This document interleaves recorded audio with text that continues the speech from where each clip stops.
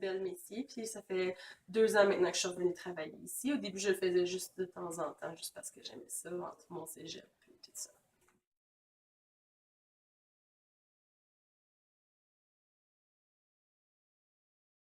Quel est ton travail? Mon travail à la SPA, je m'occupe du soin des animaux. On s'assure que les cages sont propres.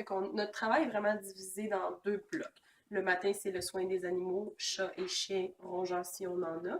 Puis dans l'après-midi, on va vraiment s'occuper vaccins, vermifeux, gentipus. Puis on a une personne aussi qui va aller sur la route. On appelle ça la cueillette des animaux. C'est faire de la patrouille. Donc les chats errants, les chiens errants, ça va être des plaintes, parce qu'on fait du contrôle animalier aussi. Ça, le contrôle animalier, ça veut dire qu'on applique la réglementation sur les animaux pour certaines villes qu'on a le contrat pour ça, comme par exemple ici à Cowansville.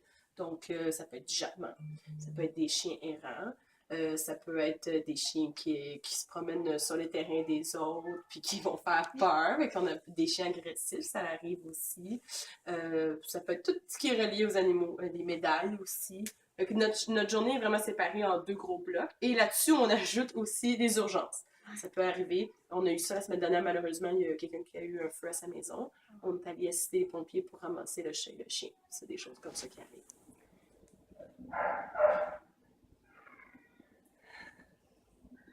Quelles sont les raisons qui vous ont poussé à vous lancer dans ce travail? J'adore les animaux, mais c'est aussi une passion que mes parents m'ont transmise. C'est Carl ici, c'est lui qui l'a ouvert, c'est mon père. Fait que j'ai toujours été en contact avec les animaux, puis même, je dirais que jeune, avant qu'il y ait la SPA, mon père a tout le temps eu des animaux, fait que ça a tout le temps été là, puis je pense que c'est comme une suite logique. Il m'a transmis sa passion, puis vraiment, j'aime ça. Quelles sont vos plus grandes difficultés dans ce travail? En fait, il y a beaucoup de difficultés. Notre service, il est quand même large. On s'occupe des abandons. Puis il y a certains abandons que c'est vraiment triste. Des choses comme les personnes âgées qui vont en résidence puis qui ne peuvent pas avoir leurs animaux. C'est vraiment triste parce que c'est pas leur faute. Puis on se sent impuissant. Ça, c'est une situation. Ça peut être des gens qui n'ont pas l'argent pour les animaux.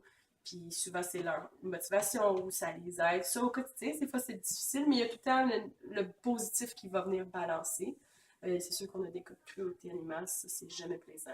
Il y a des gens aussi qui se retrouvent dans des situations où ils veulent aider. On voit ça souvent au niveau des chats, ils se ramassent avec beaucoup de chats, puis ils sont dépassés par la situation, puis on doit leur enlever les animaux, puis ils n'ont pas d'aide. Ça, c'est pas juste au niveau des animaux, c'est au CLSC, c'est la communauté. Il manque un gros travail entre les services. Donc, SPA, ville, service de police, CLSC, gouvernement. On dirait que personne ne travaille ensemble, puis ça rend difficile, puis on a un certain sentiment d'impuissance à la longue avec ça. Mais comme je disais tantôt, ça vient se balancer à la fin.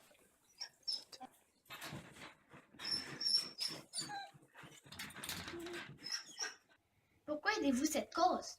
Euh, J'adore le travail, c'est pas ennuyant quand on voit des interventions avec la police. Moi, j'aime bien l'adrénaline. C'est un travail que je m'ennuie jamais. Je sais quand je rentre à 8 heures le matin, ça se peut que je finisse à 11 heures, ça se peut que je ramasse on va à Saint-Anne-de-la-Rochelle, on a 24 villes en passant, c'est un grand territoire, la SP des cantons.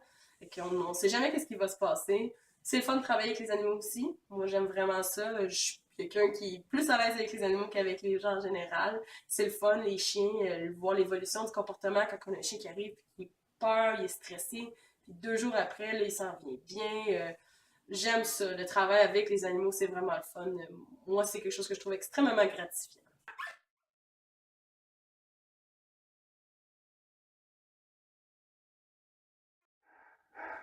Quels sont les événements les plus marquants de votre carrière?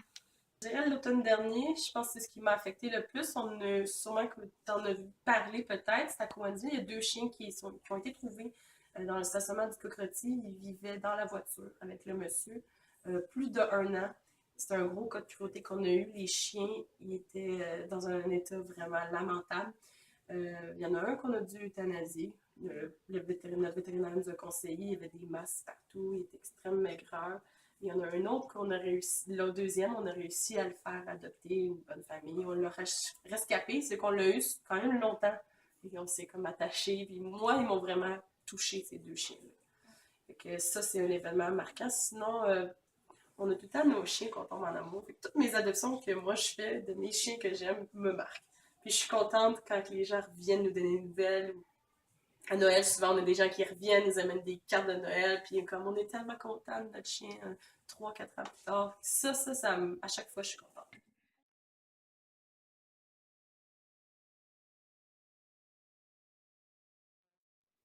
Quels sont les accomplissements que vous avez réalisés? À chaque fois qu'on est capable de faire comprendre aux gens l'importance de la stérilisation, c'est quoi, dans le fond, notre travail. Souvent, il y a encore une grosse mauvaise opinion par rapport au SPA. Surtout la bête noire, c'est les euthanasies. Hein. On a toute cette affaire-là, comme quoi que nous, on tue tous les chats. Je ne cacherai pas que oui, on en fait des euthanasies, les chats sauvages, tous les chats malades. On a des moyens financiers, mais on a une limite. Déjà qu'on fait la stérilisation, les vaccins, les vermifeux, gentilpus, des choses comme ça, on commence. On est mieux qu'en 2011, puis je suis certaine que dans 3-4 ans, on va être encore mieux. Fait que ça, avoir le jugement des gens qu'on est capable de changer ça positivement, ça c'est le fun. Euh, Puis sinon, c'est pas mal ça.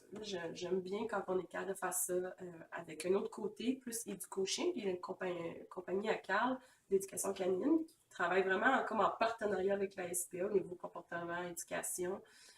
Des fois, les chiens qu'on sait qu'on va vendre dans une famille qui vont avoir un petit problème au niveau anxiété ou peureux, on va leur offrir des cours gratuits. Puis on fait des préventions des morsures. Depuis longtemps, Carl fait ça. Dans des centres pour enfance, des camps de jour l'été, ils peuvent venir visiter. On présente les chiens dans des écoles primaires, écoles secondaires même. Et ça, c'est le fun parce qu'on va vraiment chercher un jeune public qui est comme pas trop sensibilisé à ça.